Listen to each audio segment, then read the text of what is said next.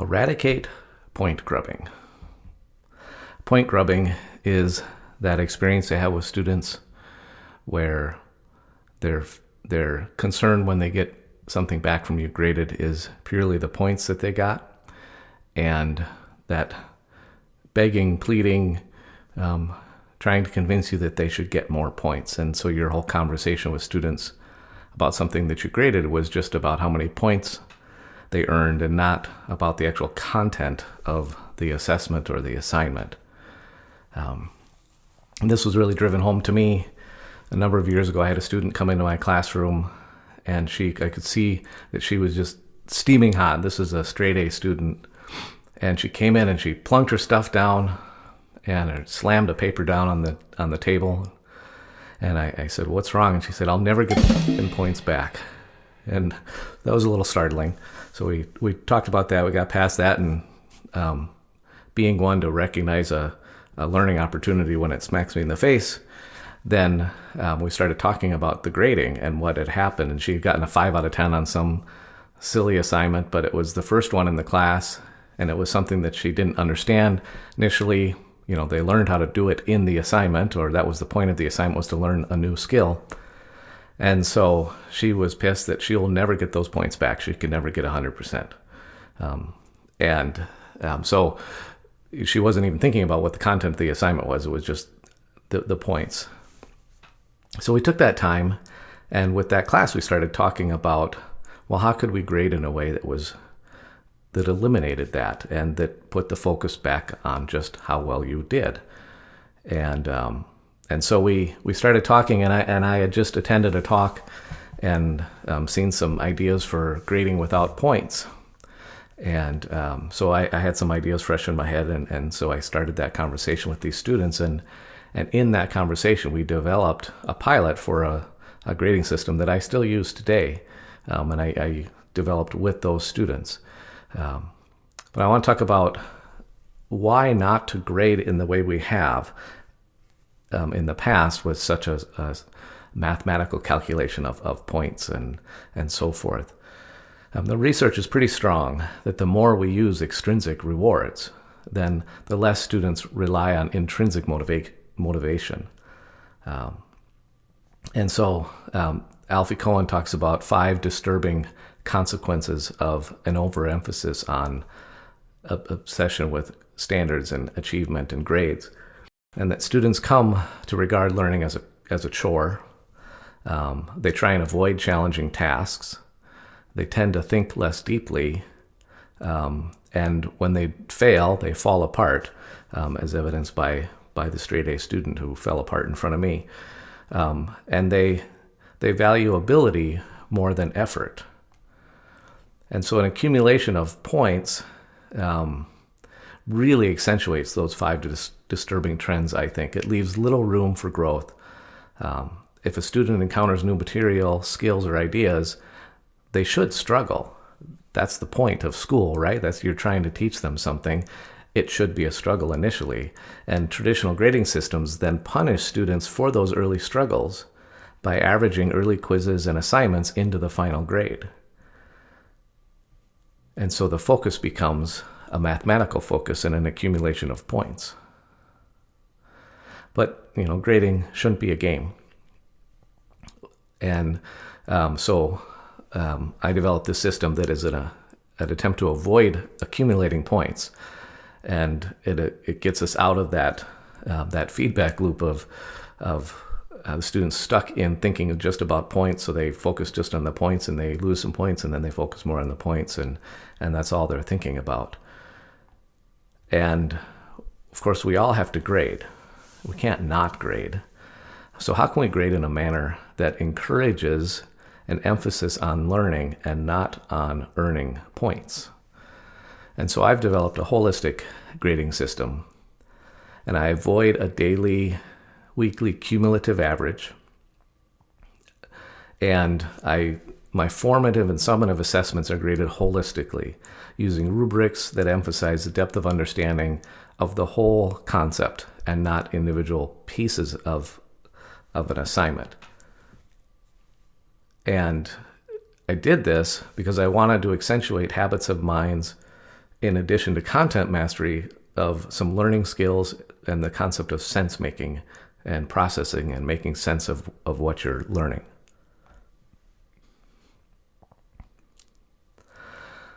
So some strategies for any grading system, and especially one that's holistic, is you need to begin each unit with a thematic question and guiding questions. So this kind of grading it directly ties with the method of teaching and curriculum design that is thematic. Because we want students to make connections and to think bigger than just individual pieces and assignments. And I assign a grade holistically, but I provide detailed feedback on every piece of work. But I don't necessarily give the right answers. I ask further questions to prompt more work with the content. That's this concept of sense making. I want the students to keep digging, not just get it wrong, be told the right answer, memorize it, move on to the next thing. So for that to work, it requires that I am assessing more than just objective memorization of facts.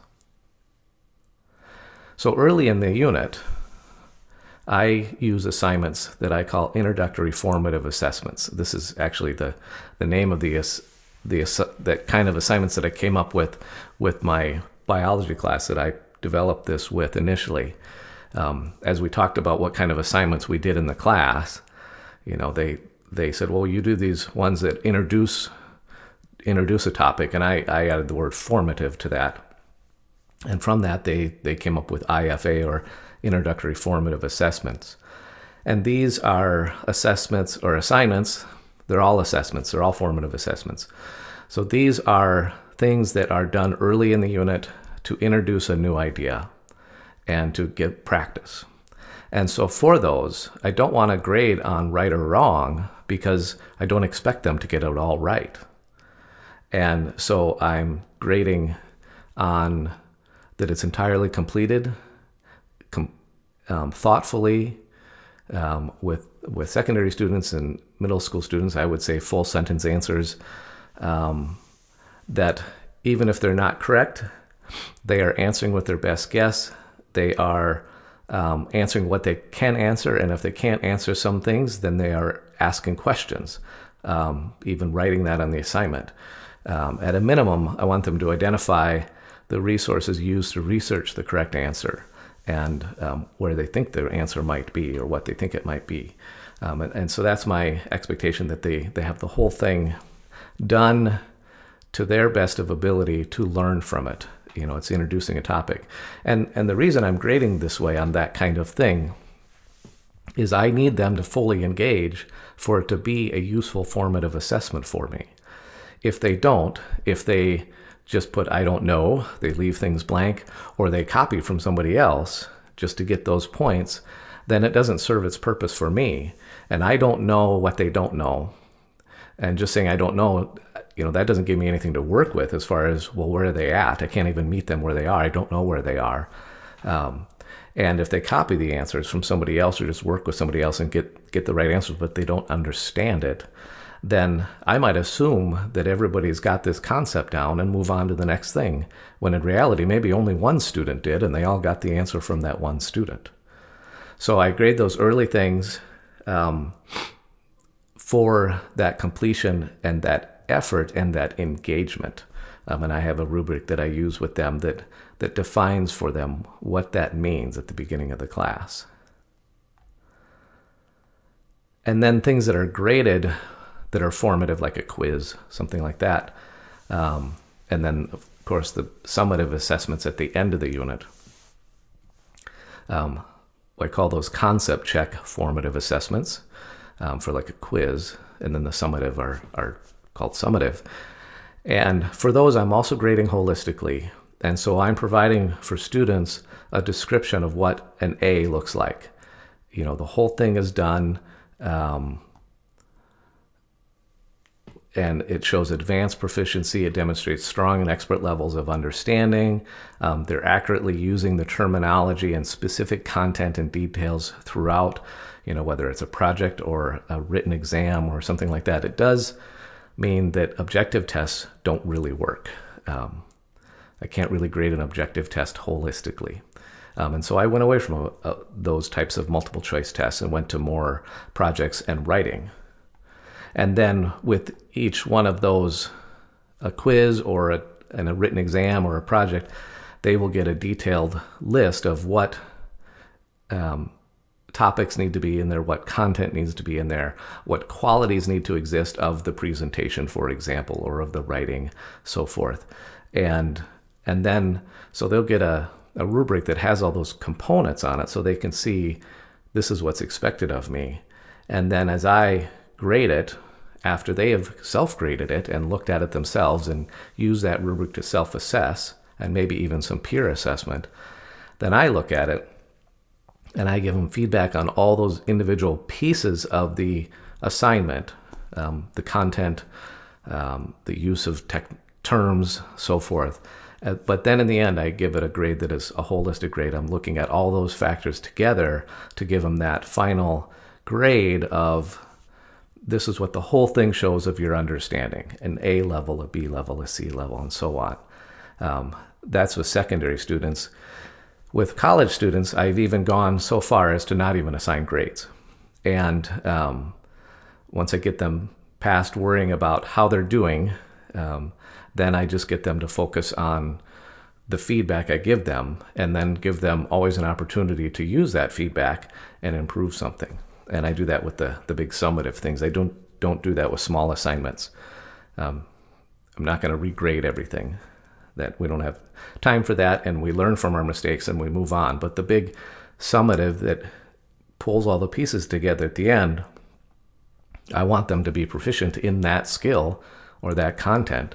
And if that means that they should take a second crack at it and fix mistakes and make corrections, then I want to take the time to do that, because at that point we're no longer formative, it's summative, and I have a goal for them to get proficient. And if they're not yet, I don't want to just move on and forget about it. I want to give them time and guidance so that they can become proficient with that necessary skill. So one of the things for using any kind of grading system that is holistic like this is the assessments need to change. They need to be done through more writing or presentations, so more open-ended essays. There has to be a considerable amount of reflection. In real estate, it's location, location, location. I think in grading, it's reflection, reflection, reflection. You need regular written reflection on their learning. You need regular reflection at checkpoints. So I like to use a midterm reflection. So about halfway through the term or at the end of a big unit, I will have them do a grade proposal. And they'll look at a rubric that identifies the overall mastery of content, and for younger students, the learning skills, and have them do a grade proposal of thinking, okay, on this unit, I think I have an A because I got an A on the summative and I did all this other stuff correctly and I've been engaged, et cetera. Or it, might be a C. Well, And usually that summative assessment, that kind of sets a baseline for them. And then from there, they can move up or down based on the other things that we are assessing in that course, depending on what the course is. And so I'm using qualitative data in addition to the quantitative data of the letter grades. And I with my science students, we turn this into this reflection and this writing, this grade proposal, sort of like a lab. They have to look at the data, and then they have to analyze the data, and then from there they have to state what that data means. So in the end, what they think their grade should be. So it's sort of like writing a lab report. And then at the end of the term, I have the students then do another grade proposal where they look at all the data for the term or the year, and they are identifying how well they've done in the content initially. So that kind of sets a baseline. So if they look at all the more qualitative data of all their grades on the summative assessments and some of the formative graded assessments, they might using the rubric that I provide them, say that I have a solid understanding. I've got mostly B's on my summative assessments with a mixture of A's through C's on my formative assessments. So my baseline is a B. And then from there, I tell them they can adjust their grade up or down, maybe one full letter grade, based on how they assess themselves and then ultimately how I assess them. Ultimately, it's my decision as the responsible adult and the one with the job of doing the grading, but I start with their feedback. So then we're looking for, especially for secondary students, use of class time. So are they on time? Are they prepared? Do they have everything they need when class starts? The quality of their IFAs, so those introductory assignments, not were they all right or not, but did they fully engage with them? Or did they have some that were half done and some that they missed and things like that? Their participation in class, their participation in groups, and especially for the younger students, their learning skills, so their organization. So with younger students, I have them keep a portfolio of their work at the end of the unit. They're turning that in with their summative assessment so I can see, have they made corrections on things? Have they continued to do the work to make sense of the things that we've done? Or did they just stuff it in the bottom of their backpack and move on to the next thing? Teaching those organizational skills and those learning skills are crucial for adolescents. And then the last piece is that sense making. Did they continue to learn from mistakes? Did they get a lab back that had a number of questions on there asked by me to help them dig deeper? Did they actually answer those, or did they just forget about those? With younger students, when I hand everything back, I might have questions on it, and we might go through those as a class, or they might give them time to go through those in a small group and make corrections on those. But I don't have them turn everything back in multiple times. We just don't have time for that grading, and the focus isn't on improving the grade. The focus is on figuring out what they didn't understand, and so that's what we focus on, and therefore the final grade is really dictated the largest by those summative assessments. At the end of the unit, what can you show me? And that's the one thing that I might say, well, let's try this again, or let's try a different version of this.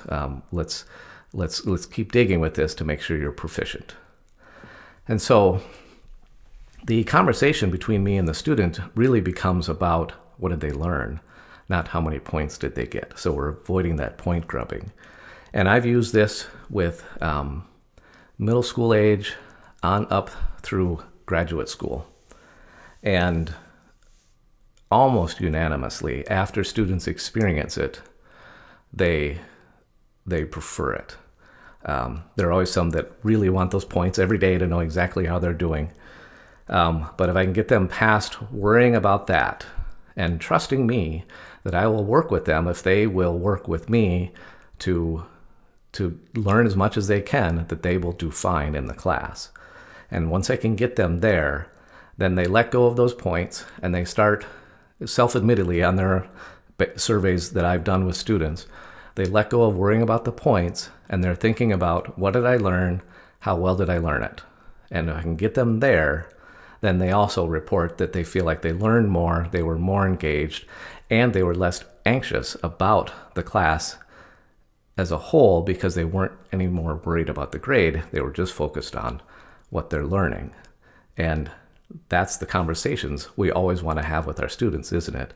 We're focused on what they're learning and not how many points they're earning.